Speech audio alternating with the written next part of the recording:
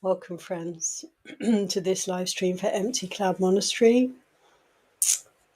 I'd like to begin, as usual, by paying homage to our teacher, the Buddha.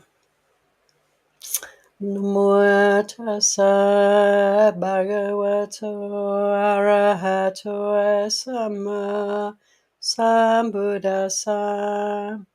Namo tassa bhagavato arahato samma sambuddhassa.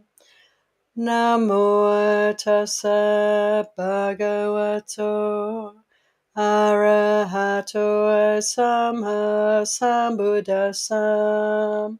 Buddhang dhammang sanghang namasami.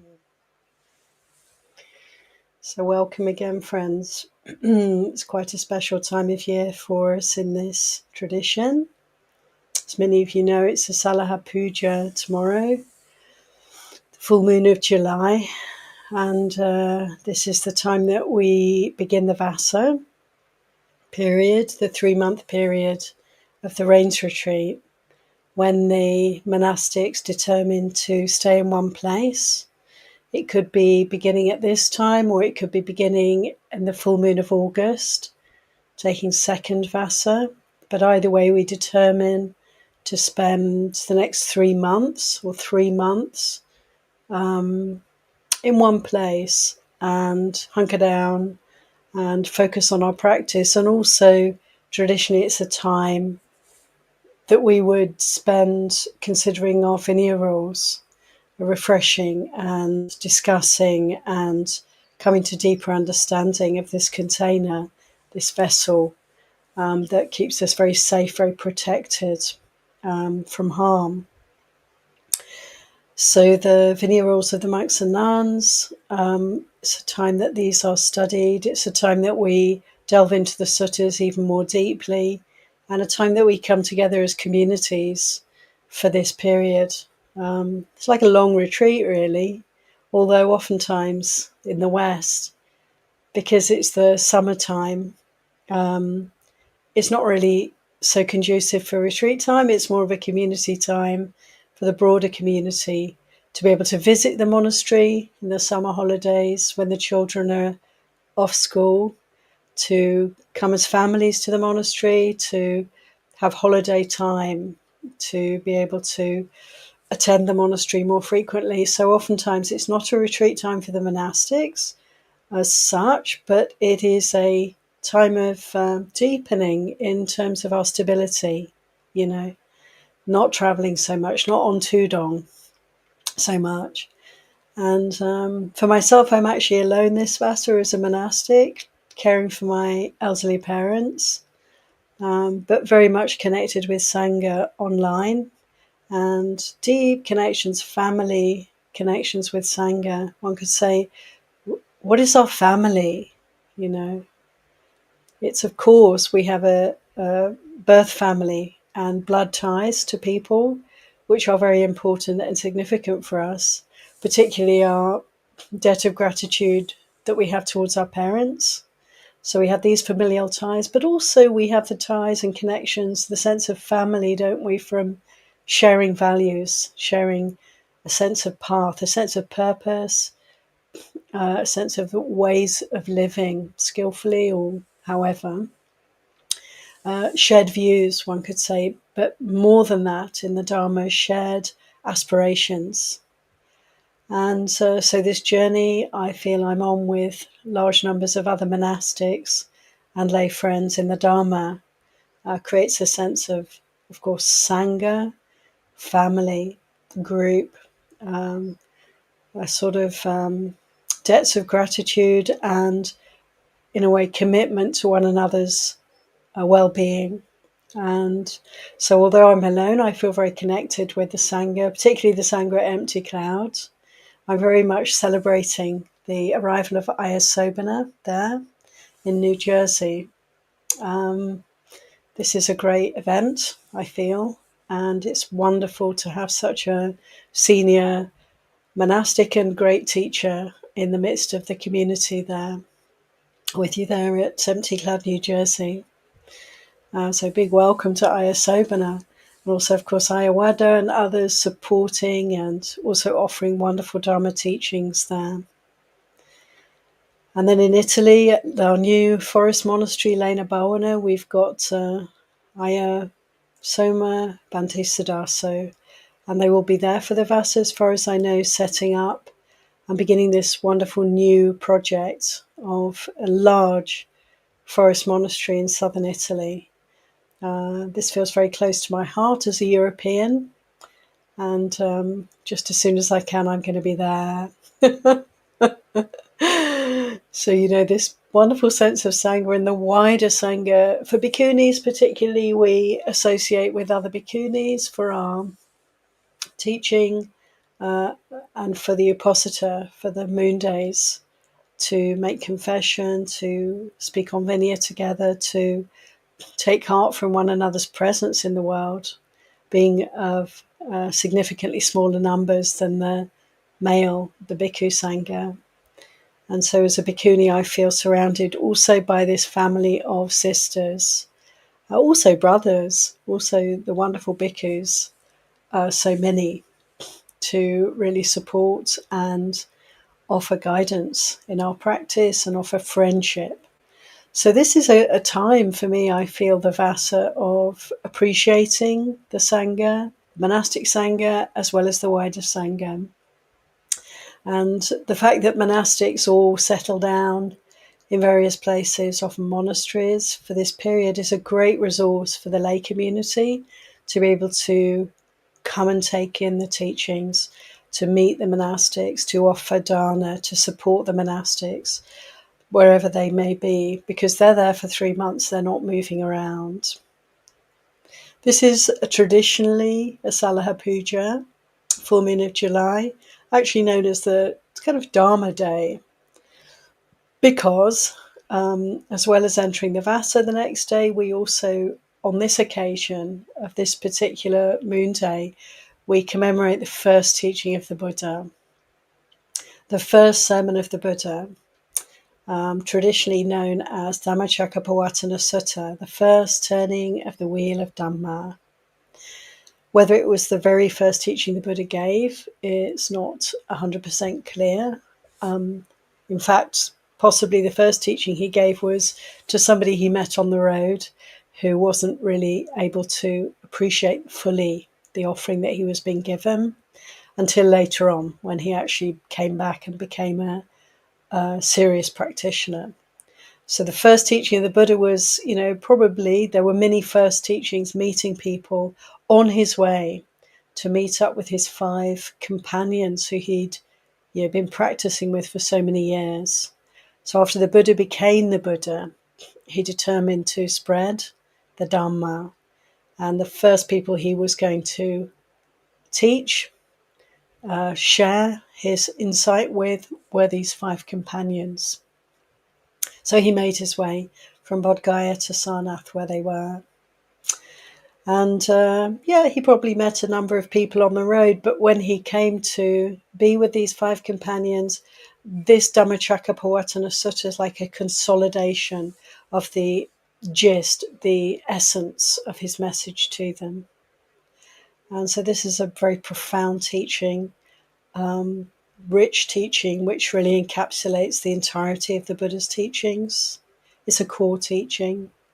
It actually begins with the Buddha speaking to the 5 and telling them about the middle way between the 2 extremes. So this Dhamma teaching on the Dhamma day, Asalha Puja, really still resonates through the centuries.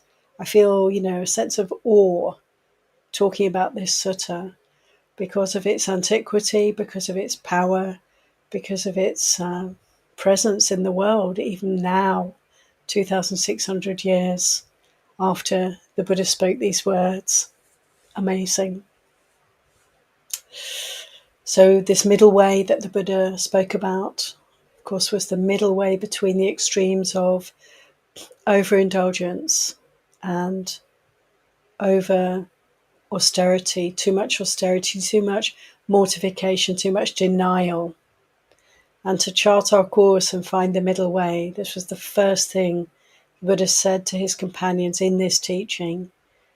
Don't torture your bodies. Don't fast until you're emaciated. Don't punish yourselves for having desire.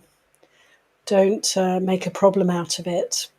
Don't try and fight your greed, your defilements by hurting yourself and harming yourself in these ways. No, look after the body and be moderate. Moderate in eating, moderate in sleeping. Don't overindulge, but don't deprive either this temple, this body, this vehicle that we have for our practice.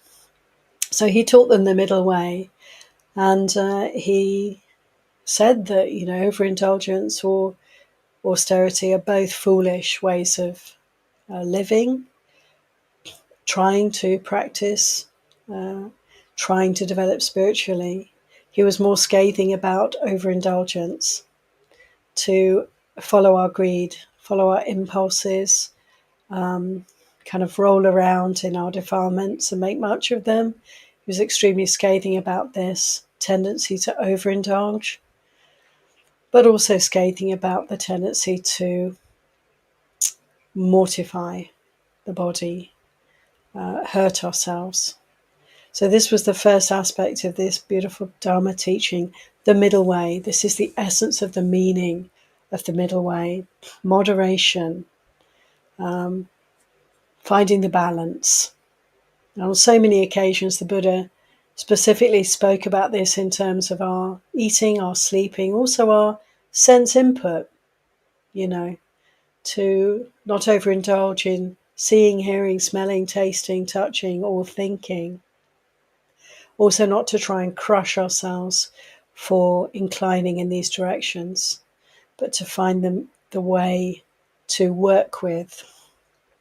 We could say mindfully engage with our bodies and our minds, our senses, the ways in which we interact with the world. Welcome to Maria, Gregory, Rebecca, Manal, and Madeline. Good to see you're here live. So the Buddha went on in this teaching to speak about the Four Noble Truths, his realization of the Four Noble Truths, this formula for practice, for life, for understanding the way things are. This really profound teaching with, a kind of framework that covers everything and from which all the other teachings flow. So I think I'll speak about the Four Noble Truths today on this occasion, coming up to the Asalha Puja Dharma Day. Typically the monastics, in monasteries all over the world will be chanting Dhammacakkappavattana Sutta and taking it in. We chant it, we learn it by heart in Pali, but certainly the meaning then, isn't it, kind of can resonate throughout our beings when we take the trouble to learn something by heart. The teachings really filter through, percolate through, and enable us to reflect at all different times, not just when we're sitting in front of the text. So how valuable is this? I do recommend you reading Dhammacakkappavattana Sutta, Samyutta Nikaya, is it 5611? I put it in the chat. Reading it at this time and considering these teachings and how they resonate for you. So the Buddha spoke about the Four Noble Truths in this sermon to his companions, his 5 companions. And they were very much ready to take in these teachings, of course. They were such devoted practitioners. Initially, when the Buddha approached them, they were a bit unwilling to receive him because they thought he'd gone soft by eating normally, not starving himself, and giving up all the austerities that they'd been practicing together for so long. But soon enough, They recognized there was something about him that had changed, and that he was somebody worthy of great respect, veneration, honor, and lending ear to. And so they listened very intently, and of course they got it. And one of them even became fully liberated on hearing this teaching. Kondanya understood the Four Noble Truths the Buddha spoke about. It really is like a kind of like a medical consultation, isn't it? It's like a beautiful way of addressing the fact that we are afflicted, and that there is a cure, and that the cure can be sought, can be brought into play. We can apply ourselves to the treatment, and if we apply ourselves to the treatment, then we can be fully cured of the disease, the dis-ease, the dukkha, the suffering. And so this formula, this wonderful formula that begins with the first noble truth of suffering, that there is a problem here, there is a less than perfect situation. And just to recognize that was the beginning of the Buddha's teaching, to focus on the difficulties. Dukkha, the meaning of dukkha is like a broken, slightly misaligned wheel. The image a Pali speaker would have is of something that's slightly awry, slightly out of kilter. Such a perfect expression of our predicament. It's not that we're suffering continuously and painfully all the time, not by any means. Some people are, some people do, but we're not in this human realm in that state perpetually. No, we have moments of pain, moments of intense suffering, but a lot of our lives are not that way. But there is nevertheless something we can perceive in our situation that is slightly off kilter, absolutely all the time, slightly awry, slightly not perfect, not smooth. And that is this expression the Buddha gave, dukkha, recognize. He invited us to recognize that life, this situation, this human realm, this experience that we're having is not perfect. And this is quite easy in a way, isn't it, for us to grasp? But to hold to that as a noble truth, to appreciate the import of that, is the invitation here. Not to dismiss it, not to skim it, don't skim the surface here, but rather investigate. How is that? And what is that really about? What is this dukkha? How is it felt? And how much do I feel a need to overcome and extricate myself and cure myself from this predicament?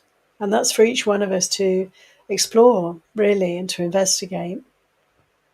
I've come to realize over many years as a Buddhist monastic that actually not that many of us really want to be fully liberated from suffering. It's like very natural for us to sink back into complacency. If we have a very difficult situation on our hands, if we lose somebody very close to us, for instance, or we're in some trouble, there's some painfulness around our lives, we're stressed, we're overcome with suffering, grief, or anger, or distress of any kind, then this noble truth is very apparent to us. And it's like a matter of pressing concern. It's like there's an urgency to our wish to get out of this predicament. But a lot of the time, as I've said, we're relatively comfortable and life joggles along and we get a little bit of what we want and we like. And we are quite satisfied at times with that. We can veer towards appreciating much the satisfaction and forgetting the danger. And so this First Noble Truth is something for us to keep very much at the forefront, to keep reminding ourselves, to notice the truth of this, to notice that even when there's some satisfaction, life is going quite smoothly. Actually, life is pretty wonderful. Even then, let's not forget to devote our attention to spiritual practice, because this will come to an end. This pleasant, easeful experience will inevitably, turn into something different. And all of us, are facing old age, sickness, and death. They're right in front of us. They're like the mountains King Pasenadi was asked to reflect upon. Imagine a mountains hurtling towards you from the north, from the south, also from the east, from the west. Imagine it's bearing down on you on all sides. What would you do? And our tendency is to see the mountains over there in the distance, old age, sickness, and death far away, and not really an issue right now, so whatever. But actually, when they come, then we will be traumatized, distressed, and flailing around because we haven't developed this understanding of dukkha, of the First Noble Truth, of the unsatisfactoriness of this situation we're in. So it's really, helpful for us to constantly bring to mind these Four Noble Truths. Remember the First Noble Truth of dukkha, and allow it to inform us, allow it to propel us really toward the spiritual search, the spiritual journey. If we turn our attention in this way, then we are, in a way, facing the discomfort of our situation, either now or in the future, the inevitable discomfort of our situation. To face that, to face the suffering, to face up to dukkha, is to really be able to quite profoundly relax, because we're dwelling then, we're aligning ourselves with Dhamma, with truth, with the way things are.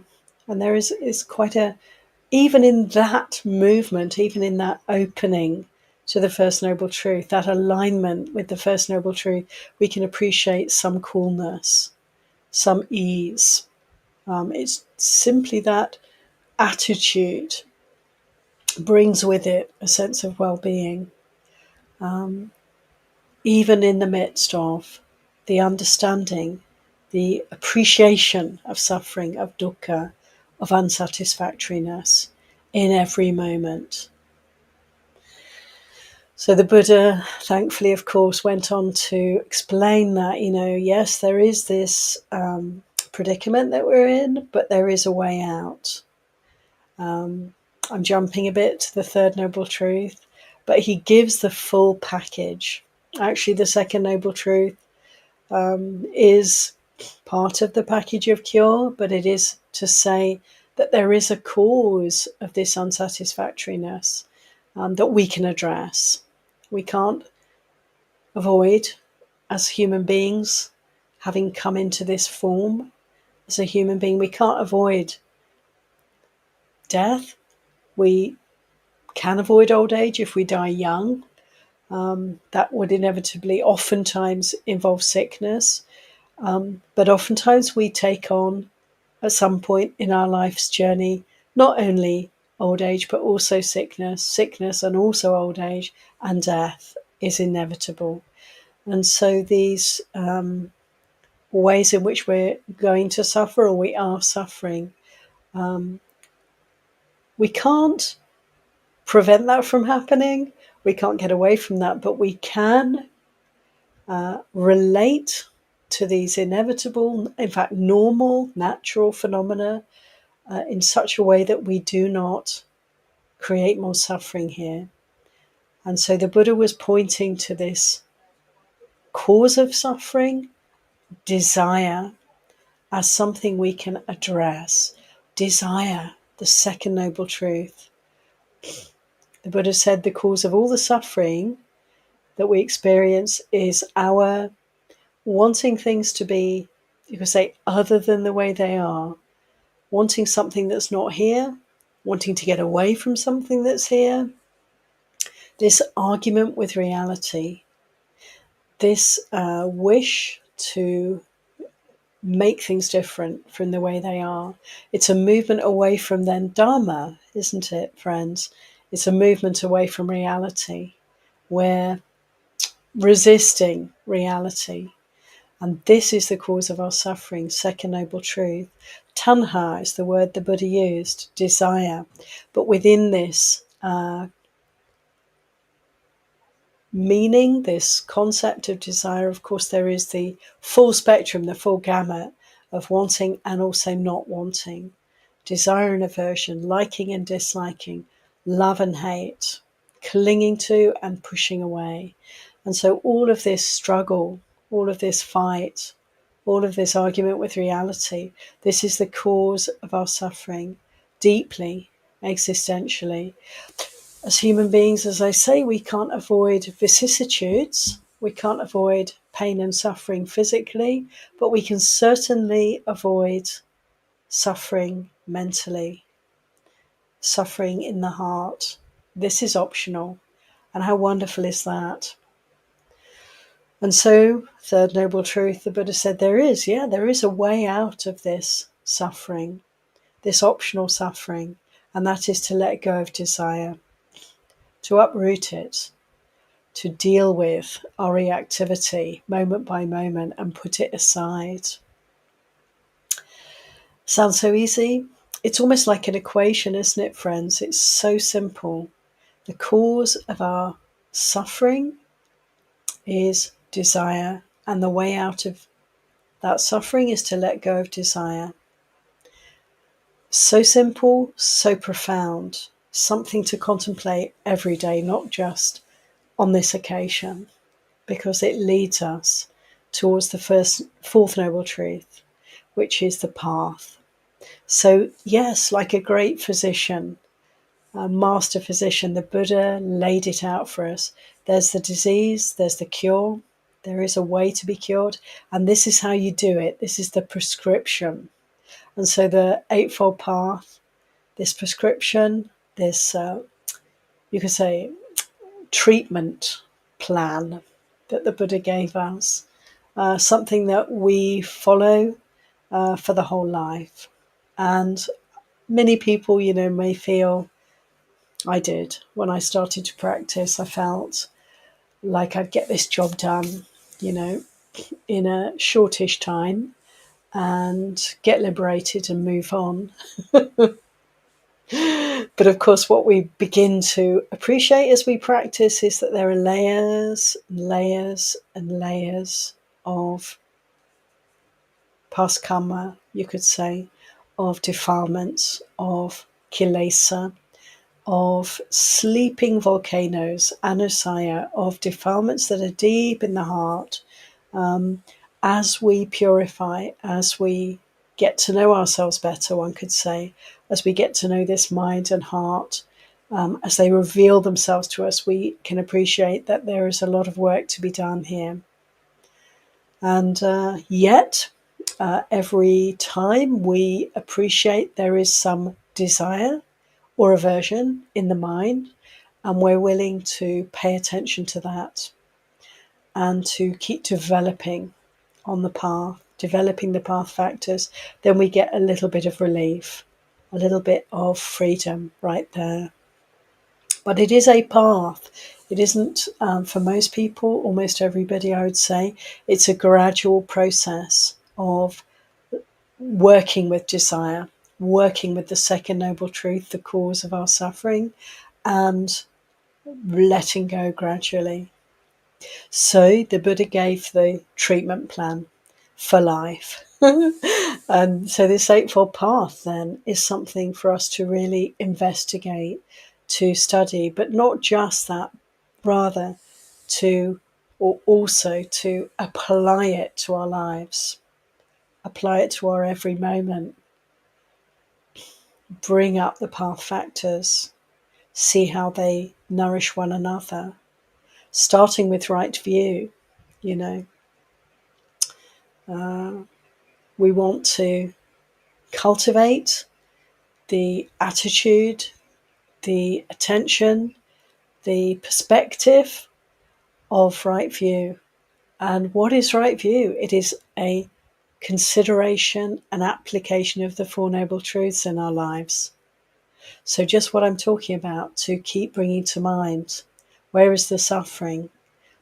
What is the cause? And pay attention to that. Keeping to the middle way, not veering towards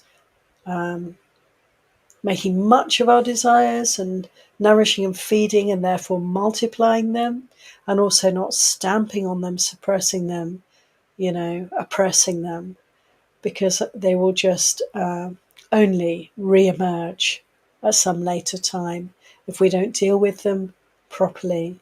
The middle way, to be aware of desire and to skillfully, compassionately work with it. And how do we do that? We apply the other path factors. A second path factor of right understanding or right intention. We can be guided so much by this in our lives.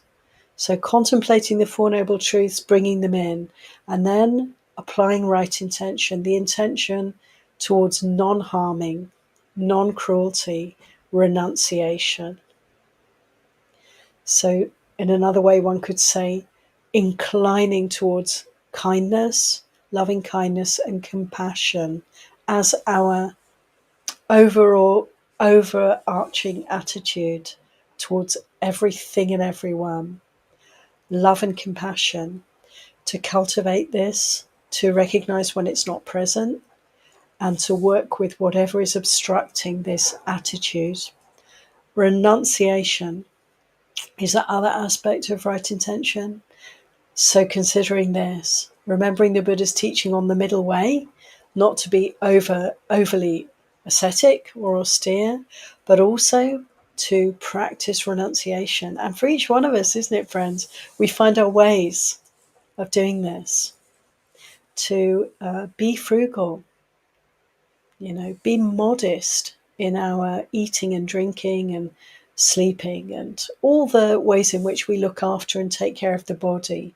To be modest, to be frugal, to be carefully, moderating desire. It's really wonderful, actually, that we get to work with eating and sleeping, for instance, as human beings, because we can't give these things up. We have to sleep a certain amount, we have to eat a certain amount. Here is a very rich field for practice, for practicing the middle way, for practicing renunciation, to sleep just the right amount, and how to not oversleep. Maybe look at the beds we use, to not have a super comfy, soft, luxurious bed, because we're liable to roll and loll around in it. So to have a modest sleeping arrangement that encourages us when we've had enough sleep to get up, a good firm surface, a modest, a humble sleeping place. And with eating, what kind of foods we can start to notice, can't we? What kind of foods incline me towards wanting more?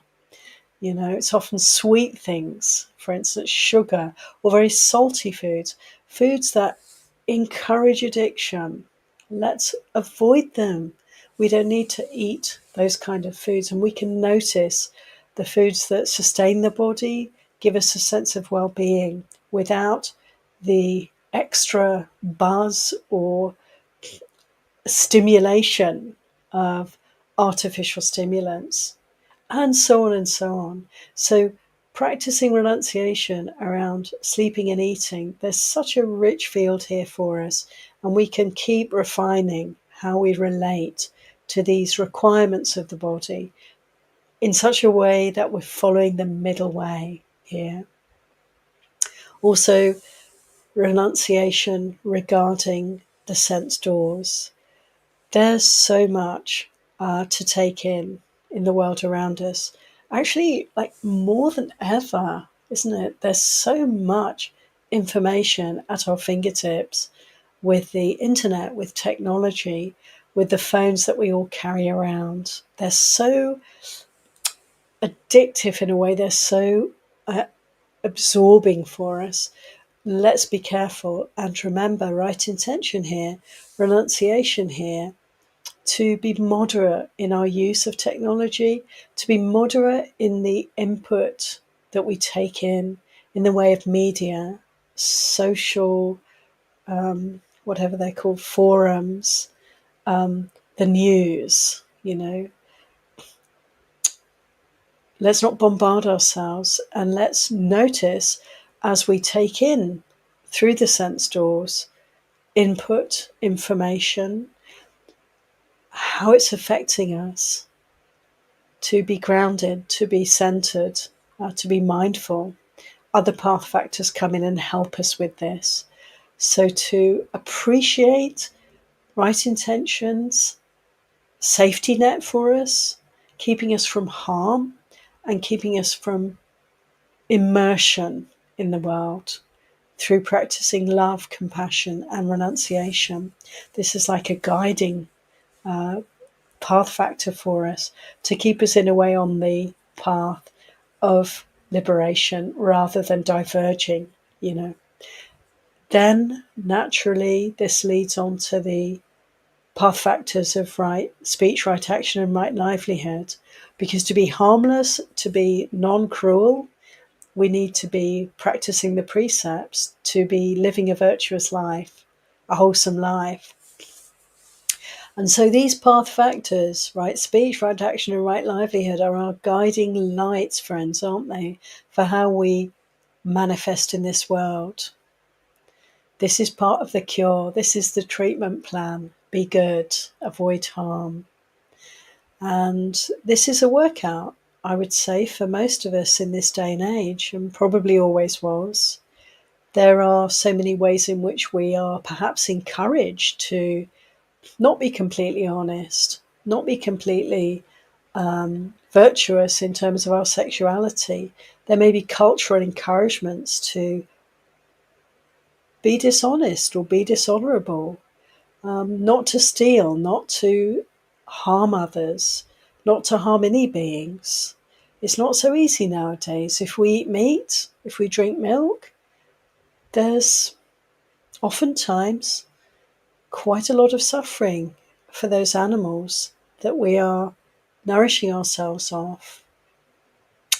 It's very difficult not to feel complicit in great harms just by going to the supermarket, just by getting our weekly shopping, or just by going to work. It may be that our workplaces are not wholly committed to honourable and good ways of practice.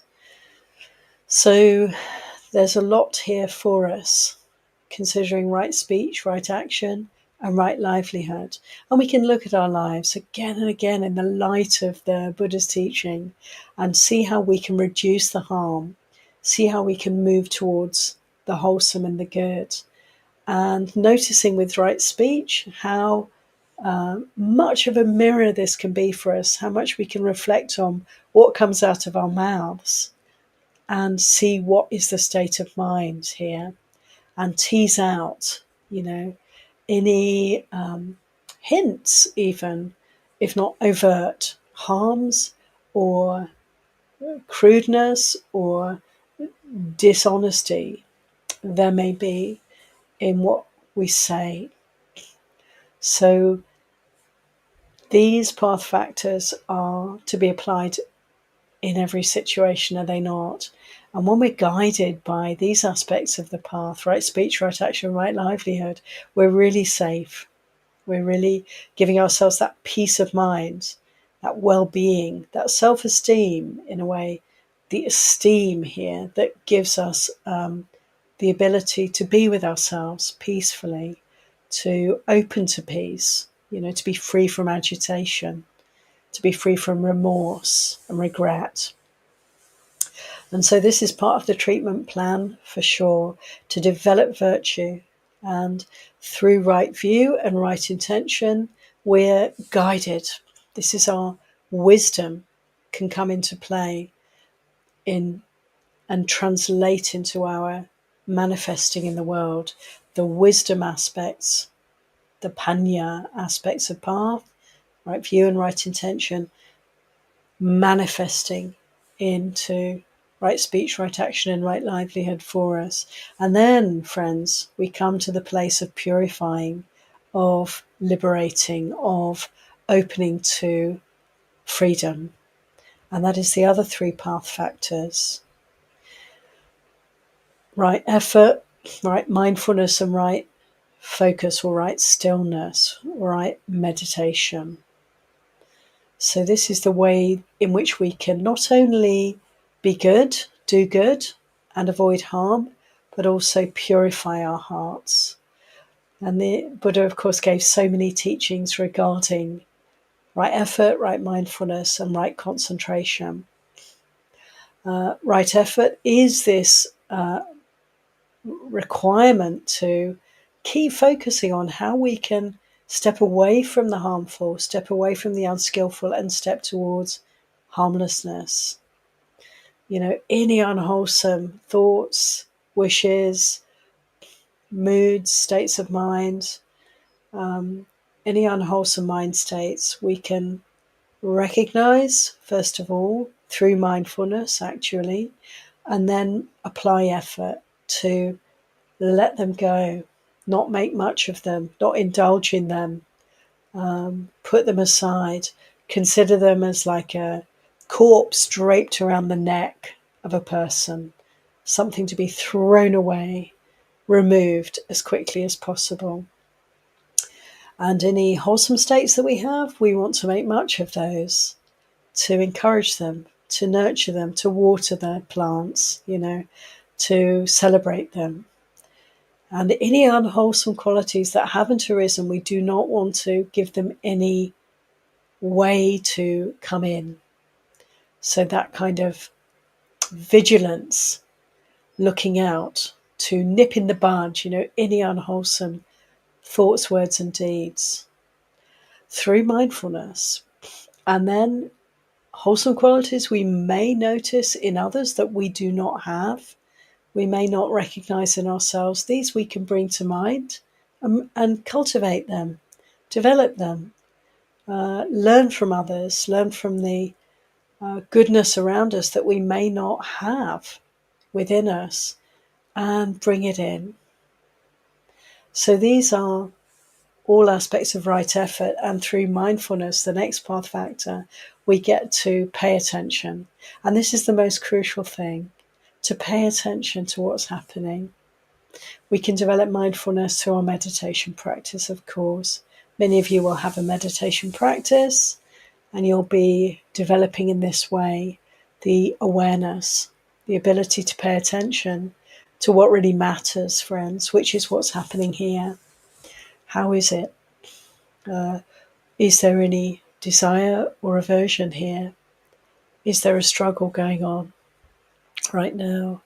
And whenever we're aware of the First Noble Truth of dukkha, which is often when we pay attention, then we address that first and foremost, tease out, feel out, what is the argument with reality here?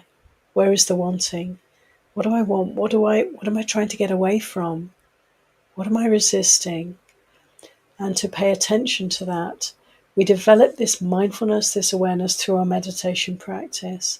And as we develop our practice, it comes into everyday life, and the rest of the time that we're not on the mat meditating or in the chair or however we are, when we're not meditating formally, we can develop this mindfulness throughout our day to catch those many moments of agitation in the heart, wanting or not wanting.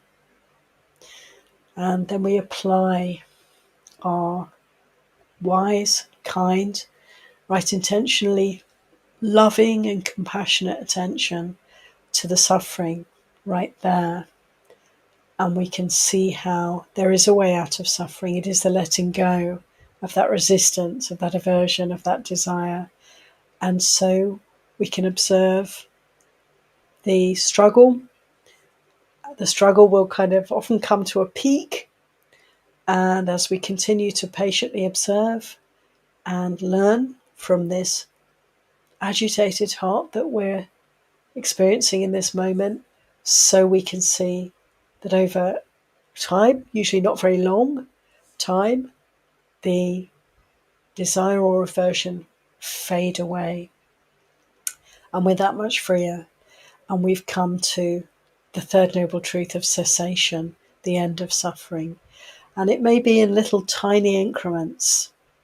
It often will be thus for us, but every time we are willing to investigate suffering in this way, to be with the struggle, to not shy away from it and not just get what we want or push away what we don't want, but rather patiently endure the distress that is the root of that movement away from or towards.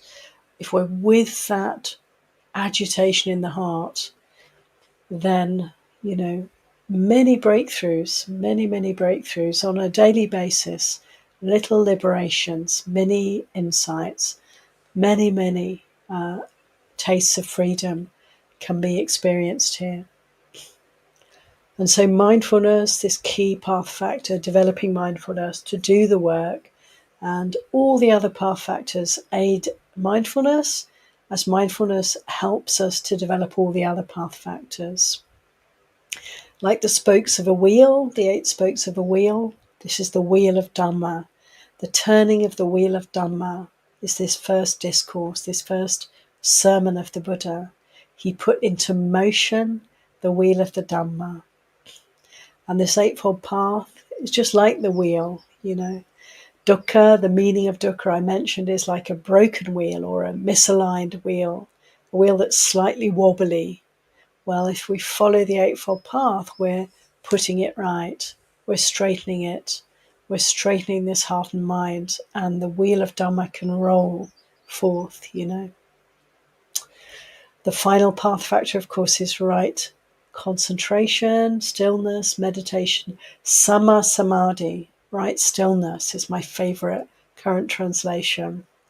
What does this mean? The development through meditation practice of some degree of peace, some degree of quietude.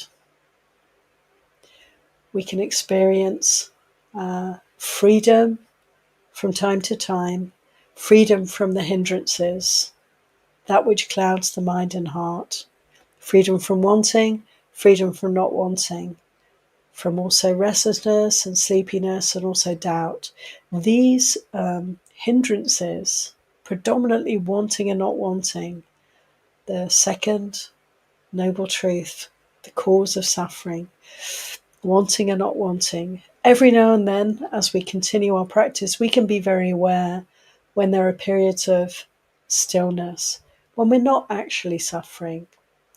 And this is not a time to stop practicing, to forget about the Four Noble Truths, to put aside our appreciation of dukkha, the First Noble Truth, but rather a time to appreciate the stillness, to make much of that. And as we develop our meditation practice, we can experience more stillness in our meditation, and we have the opportunity to clear the mind and to appreciate that clarity. And so the Buddha speaks, when he talks about Samma Samadhi, right stillness, he speaks about the jhana, when the mind is quiet, when the mind is still, clear, and insights and experiences that we can have in this way of peace and well-being are like a balm for the wound that we are living with, the wound of dukkha. They're like a balm. They're like moments of respite. They're like little holidays. We can have many experiences of peace and well-being on the path of practice, can't we, friends? And the important thing is to appreciate them, to appreciate the wisdom that underlies them and the well-being of the goodness that underlies them, and to keep seeking. But is there any further suffering here? And so not to allow ourselves to immerse fully in the jhana or to seek stillness in our lives, but rather to keep searching, keep following the dukkha, keep seeking the places where we're not yet free, where we're still struggling. And to aid us in doing this, of course, is to live a life of service. So if we have the opportunity to be on perpetual retreat, it's not often a good idea for us as practitioners, because it's like we're making too much of sama samadhi and we're forgetting about the other path factors.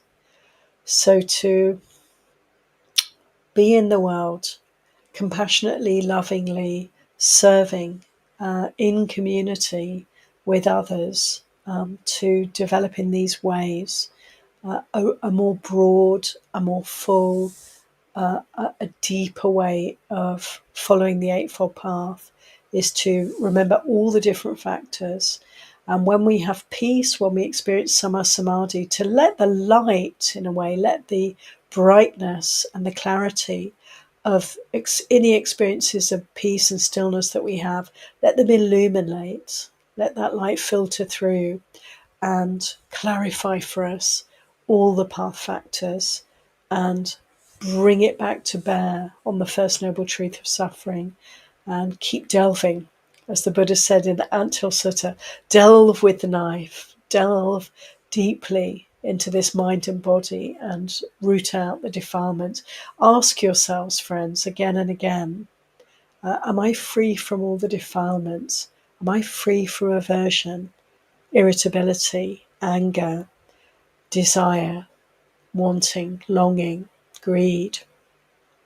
And to very, not blamingly or to be judging, but rather to rather clinically, rather scientifically scrutinize the heart and mind and to root out the defilements. So it's an active process.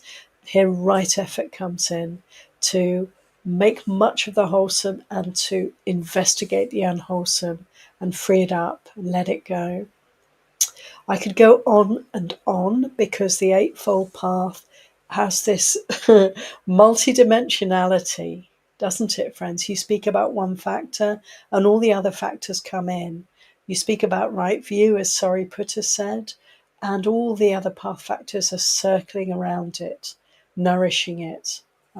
This is how it is. There's a wholeness to this treatment plan, and it's something to consider again and again.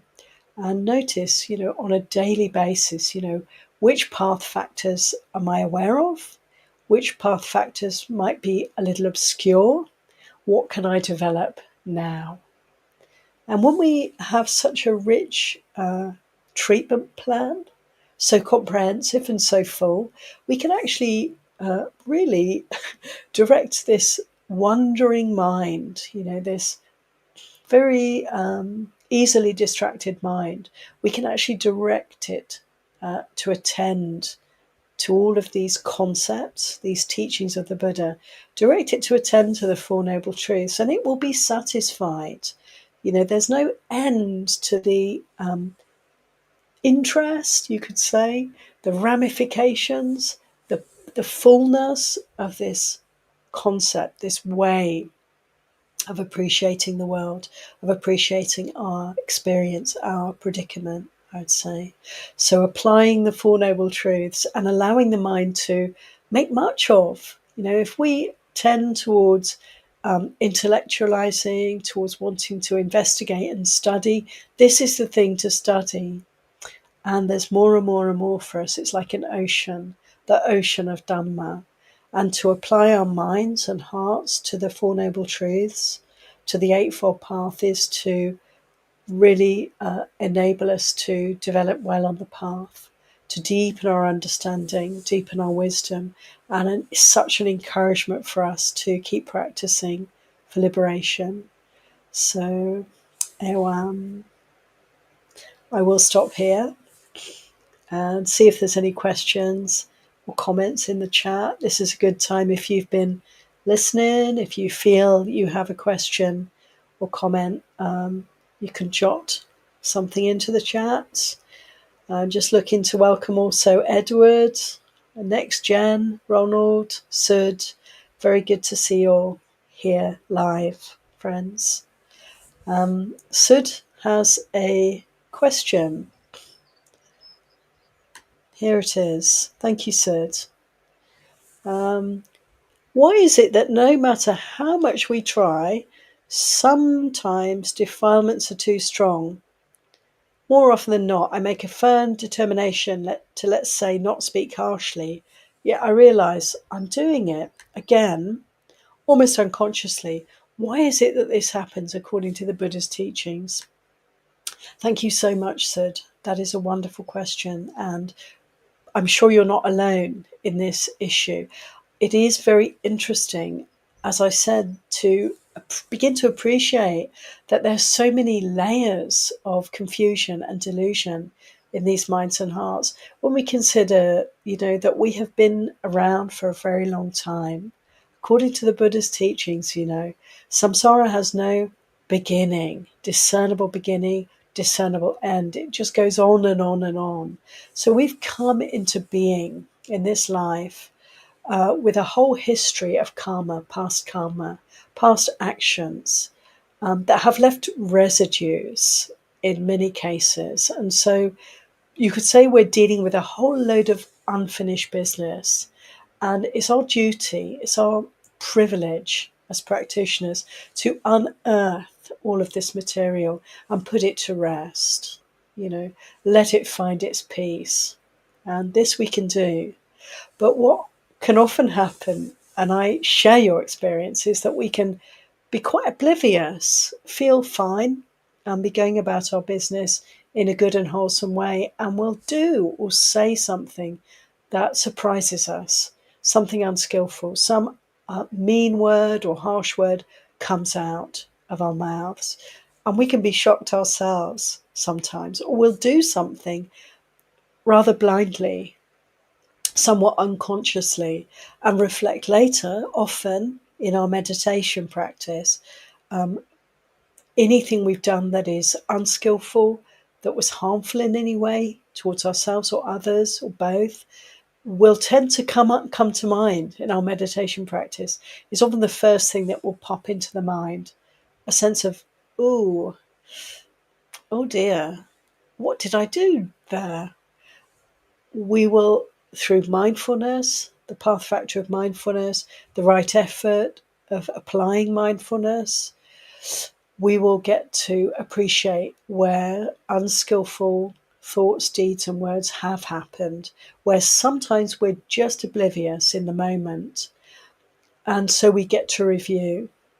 So if we're lucky, if we're really, I say lucky, if the causes and conditions are such, we can notice defilements before they manifest in thought or speech or word, as a feeling, as some discomfort in the body. That's the best. And that can happen for us as we develop our practice. There are those moments where we feel some agitation and we immediately address it, and it doesn't even spill into thinking, let alone speaking or acting. At other times, we may have unwholesome thoughts come to mind, but we're mindful enough to catch those thoughts and not to allow them to develop into any unwholesome acts or deeds. Wonderful. Other times, we've actually said or done something, and it's only afterwards that we can appreciate the unwholesomeness and have the regret and learn from that. And I would say it's a process, and great kindness is required. So, when we lose it and we've done something unskillful, how wonderful, one could say, that we've caught that. How wonderful that we've noticed. How wonderful that we've had a chance to mindfully appreciate the suffering that's there for us as a result. How wonderful that we have a chance to make amends if it's affected others. We can apologize, we can polish and refine our behavior as a result of this realization. And so it's something, rather than to be unhappy about or to be blameful towards ourselves around, no, something to celebrate, that we are therefore, through realizing unskillfulness, we can refine, polish, and we're perfecting ourselves gradually. So, yeah, there are depths, there are hidden depths, one could say. The Buddha spoke about the anusaya, the sleeping volcanoes that we are holding in our hearts. We have the core aspects of craving, of desire for being, desire for not being, and desire for sense pleasures. I haven't said anything about these, but these are things that we can investigate, and we can notice that these core aspects of desire go very deep. They're very enmeshed in our beings. We're immersed in those aspects of desire until we're not. But all the way through the path of practice, we get to disentangle, to unearth, to reveal, to come to understand these forces and put them to rest. So, yeah, thank you, Sid. It happens. It happens to us all. I'm sure that defilements can catch us by surprise sometimes. Let's celebrate that. Let's celebrate the opportunity there to work with them in retrospect and to learn from our, you could say, mistakes. Okay, I've got a question from Louis. Thanks, Louis. Which suttas address mental entanglement? Oh, so many. So many. I'd love to give you maybe 3 or 4. I can't off the top of my head, but I would like you to email me and I will do that. I will have great pleasure in doing that. There's a couple I can immediately think of in Majjhima Nikaya. I've just posted my email in the chat. Working with distracting thoughts. And also the Buddha gave a great teaching when he speaks about when he was the Bodhisattva, and he divided his thoughts into 2 categories, harmful and non-harmful. And it's a brilliant sutta just to appreciate the simplicity of that. But if we apply our minds to that, the sort of all-encompassing practice of categorizing our thoughts in this way. So those are 2, but I can't remember the numbers at this point. So please email me and I will send you a little list. Thank you for your question, Louis. And finally, I think it has to be finally because we're over time. From Sid again. Thanks, Sid. Is there any negative karma associated with having an aditana and breaking it without knowing? Yeah, that's a very interesting question. To have an aditana, to make a determination, inevitably for us, it would be something good, something wholesome that I'm going to determine to do, or something unwholesome I'm determining not to do. And then I unconsciously don't manage to keep that determination. I would say all credit for the willingness to determine and to make efforts in this way on the path. I think the aspect of determining is that almost inevitably we can fall short because of what we've been talking about, because we have defilements in the mind and heart until we don't, that we have ignorance and we're working to let go of that ignorance, to see through that ignorance, but it takes effort and time and it's a process. And so we can make determinations to help us to focus our energy and attention in good ways. And then let's be very kind and patient and compassionate when we don't manage to perfect those determinations. This is all opportunities on the path to me. And I would say it's really good to make determinations and then to practice the good qualities if and when we fall short, and not to be afraid to redetermine and make other aditana. it's a good thing to do. It's like a prop or a prompt for us on the path, like an encouragement for us to keep applying right effort on the path. Thank you, Sud. Thank you, everyone, for your comments and for being here. We're going to finish now with 3 heartfelt sadhus, honoring and respecting and with huge appreciation and gratitude to our teacher, the Buddha. Sadhu, sadhu, sadhu, anumodami.